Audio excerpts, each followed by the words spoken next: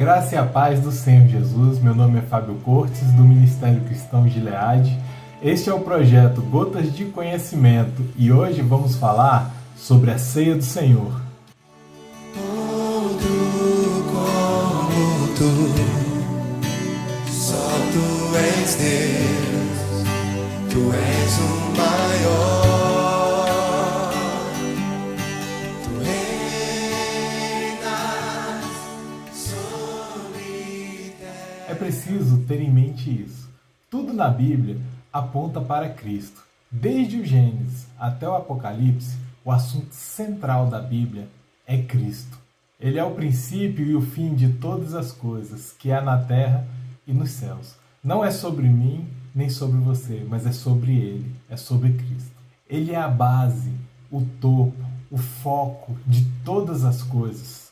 É tudo sobre Ele. Enxergue o plano de Deus ali no Éden, com a morte de um animal inocente para cobrir a nudez de Adão e Eva. As folhas de figueira, que representam o nosso esforço, o nosso trabalho, as nossas obras, não têm o poder de cobrir a nossa vergonha. Somente um sacrifício de sangue tem esse poder.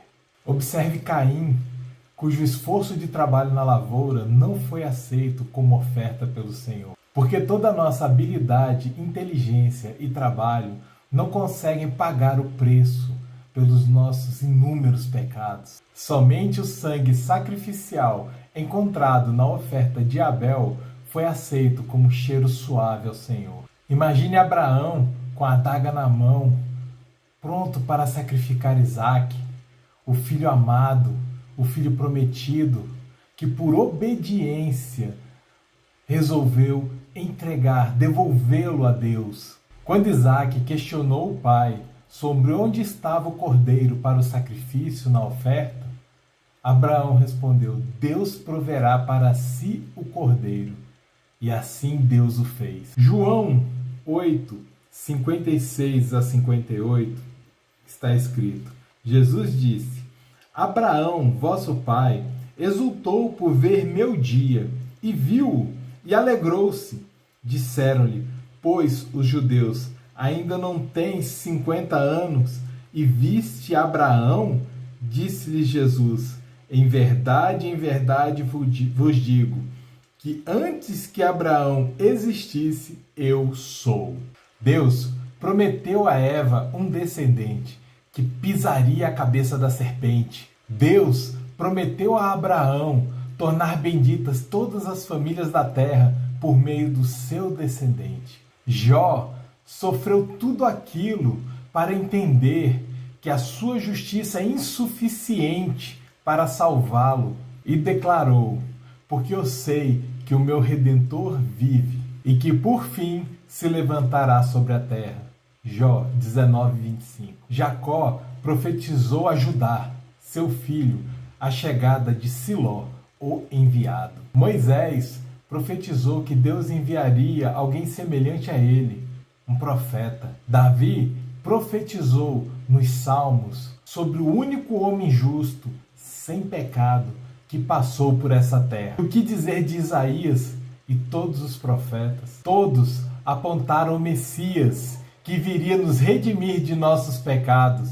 Mas, e a ceia? O que ela diz? Já vimos nas aulas anteriores qual é o significado da Páscoa, que ela tem origem na libertação do povo hebreu da escravidão no Egito. Temos ali um evento que aponta para o Cordeiro de Deus. Um cordeiro sem defeito foi morto, e o seu sangue foi borrifado nos umbrais das portas, para que o anjo da morte não entrasse naquela casa. Tudo isso era uma profecia. Tudo o que aconteceu no Antigo Testamento profetizava Jesus. A promessa a Eva, o sacrifício de Abel, as experiências de Abraão e Jó, as falas de Jacó, Davi, Isaías, Jeremias e de todos os profetas apontavam para a vinda de um Salvador futuro, até que enfim ele veio. E o sangue de Cristo Jesus, derramado ali na cruz do Calvário, pagou o preço pelos nossos pecados e nos livrou da escravidão, da morte e do inferno. Naquela noite, no cenáculo, Jesus celebrou a Páscoa com seus discípulos, revelando o seu real significado. Ali ele anunciou que o cordeiro, o pão ázimo, as ervas amargas, o sangue nos umbrais, o cajado na mão, a bolsa nos ombros, o comer apressadamente, tudo isso apontava para os eventos que havia de se seguir, a sua própria morte. Aquela ceia, naquela noite, foi celebrada como um modelo de como aquele que crê nas Escrituras deveria se lembrar dele daquele momento em diante. A partir daquela ceia de Páscoa, os discípulos de Jesus deveriam tomar o pão sem fermento, parti-lo e reparti-lo entre os demais e comê-lo como um memorial, isto é, como um símbolo, uma lembrança do corpo de Jesus que seria partido ali na cruz do Calvário. Semelhantemente, os discípulos deveriam partilhar o cálice de vinho e beber juntamente dele como um memorial, uma lembrança, como um símbolo do sangue que Jesus verteria ali na cruz nos momentos seguintes. A ceia fala de morte, a ceia fala de renúncia, a ceia fala de sacrifício. A ceia fala de comermos juntos o símbolo dessa morte, dessa renúncia, desse sacrifício feito pelo Messias, profetizado desde aquele evento lá no Éden. Então, quando Jesus celebrou a ceia que antecedeu a sua morte, ele revelou aos seus discípulos o significado de tudo que estava escrito para trás a respeito dele. Quando celebrou aquela Páscoa com seus discípulos, ele foi muito claro. Até este momento, vocês celebravam a Páscoa matando um cordeiro e comendo-o, com ervas amargas e pão ázimo. Mas a partir de agora, vocês a celebrarão a partir do meu próprio sacrifício, porque eu sou esse cordeiro. Durante aquela ceia, Jesus instituiu uma ordenança baseada em uma nova aliança, não mais firmada no sacrifício de animais, mas firmada no seu próprio sacrifício. A nova aliança se firma no sacrifício que Jesus fez mediante seu próprio sangue. Levítico 17, versículo 14, está escrito: a vida de toda criatura está no sangue. Por isso eu disse aos israelitas: jamais comam sangue, pois a vida de toda criatura está no sangue. Quem consumir sangue será eliminado. A Bíblia diz que o sangue representa a vida. Deus proibiu seu povo de comer sangue, e essa proibição permanece até hoje. Os apóstolos foram muito claros, nos instruindo a não comer sangue de jeito nenhum. Em Atos 15, versículo 28 e 29 está escrito: pois pareceu bem ao Espírito Santo e a nós não impor a vocês nenhum peso maior que estes poucos requisitos. Abstenham-se de comer alimentos oferecidos a ídolos, de comer o sangue ou a carne de animais estrangulados e de praticar imoralidade sexual. Farão muito bem se evitarem essas coisas, que tudo lhes vá bem. Você já observou que os trabalhos de feitiçaria envolvem sangue e que os feiticeiros bebem sangue a fartar? Os satanistas sacrificam pessoas em altares e bebem o seu sangue. Deus proibiu o seu povo de fazer isso. Deus proibiu o seu povo de beber sangue. Põe uma coisa na sua cabeça. Quando Deus nos proíbe de fazer alguma coisa, não é por chatice ou por capricho. Quando Deus nos proíbe de fazer alguma coisa, Ele quer nos livrar do mal que aquilo pode nos causar. Já observou a quantidade de doenças que são transmissíveis pelo sangue? E a gente só soube disso a partir do século passado. Mas quem creu em Deus nos últimos 3.000 anos e se absteve de comer sangue, se livrou de um tantão de doenças. Guarde isso, sangue é vida. Mas naquela ceia, Jesus deu aos seus discípulos uma nova ordenança: beber o seu sangue e comer a sua carne. Como assim? Calma, os discípulos não comeram a carne de Jesus, nem beberam o seu sangue, literalmente. Eles fizeram isso em um ato simbólico, como um memorial. Aquela ceia do Senhor simboliza o tipo de vida que um cristão verdadeiro vive todos os dias. A partir do momento que se compromete com Ele por meio do batismo. Você não deve beber o sangue de ninguém, nem na terra, nem no céu. Mas Jesus ordenou: se você está comprometido comigo, faça comigo uma aliança de sangue, um pacto de sangue. Coma a minha carne e beba o meu sangue. Na noite em que o Senhor Jesus foi traído, ele tomou o pão, agradeceu a Deus, partiu e disse: este é o meu corpo que é entregue por vocês. Façam isso em memória de mim.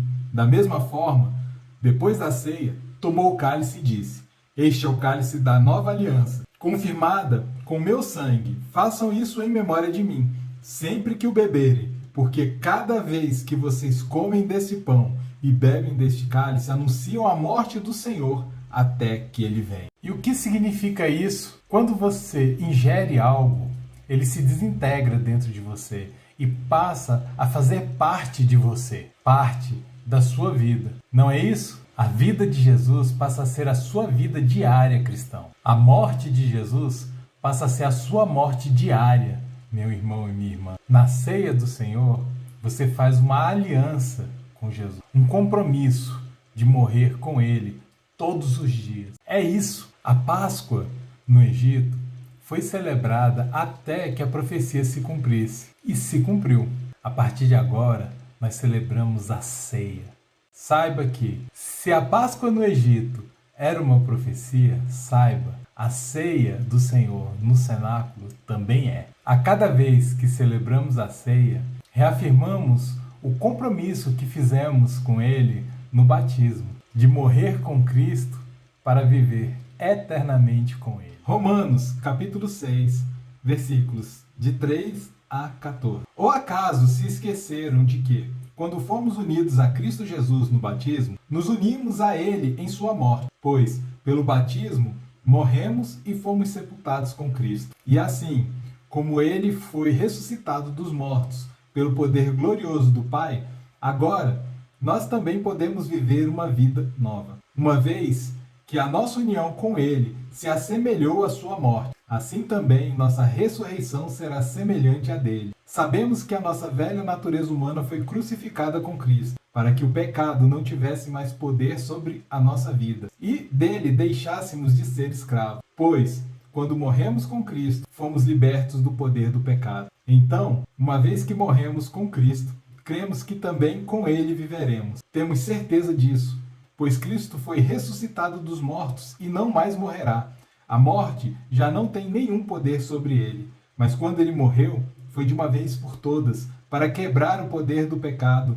Mas agora que ele vive, é para a glória de Deus. Da mesma forma, considerem-se mortos para o poder do pecado e vivos para Deus em Cristo Jesus. Não deixem que o pecado reine sobre o corpo, que está sujeito à morte, cedendo aos desejos pecaminosos. Não deixem que nenhuma parte de seu corpo se torne instrumento do mal para servir ao pecado. Mas em vez disso, entreguem-se inteiramente a Deus, pois vocês estavam mortos e agora têm nova vida. Portanto, ofereçam seu corpo como instrumento para fazer o que é certo para a glória de Deus. O pecado não é mais o seu Senhor. Jesus deixou apenas duas ordenanças para nós: a ceia e o batismo. Lembra que já falamos disso em outra aula? O batismo é um selo e um compromisso, e a ceia é um selo e uma declaração. Ambos profetizam a morte de cruz como estilo de vida, até que se cumpra a ressurreição da nossa carne. Porque cada vez que vocês comem deste pão e bebem desse cálice,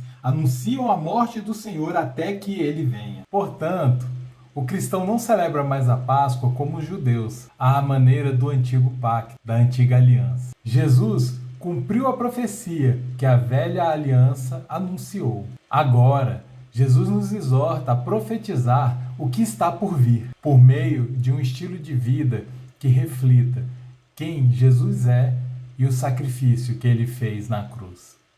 A cada vez que tomo parte na ceia do Senhor, anuncio a morte de cruz na minha vida, refletindo em minhas ações e reações a renúncia que Jesus fez na cruz do Calvário, de entregar a própria vida em favor de muitos. Ao ceiar, Declaro que não quero mais fazer a minha vontade, mas a vontade daquele que me enviou. Que a minha comida e a minha bebida é fazer a vontade do Pai. Que vou resistir à tentação no deserto da vida e no jardim do Getsemane. Jesus não viveu para ser famoso ou rico ou receber os aplausos deste mundo. E eu? Para o que eu tenho vivido? Eu não posso viver outro propósito na vida que não seja fazer o que Jesus fez. Se ele senta, eu sento. Se ele levanta, eu levanto.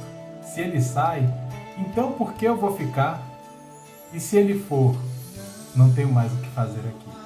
Vamos orar? Senhor Deus, muito obrigado, Pai, pela palavra que o Senhor nos deu. Muito obrigado por esses estudos, por este ensinamento.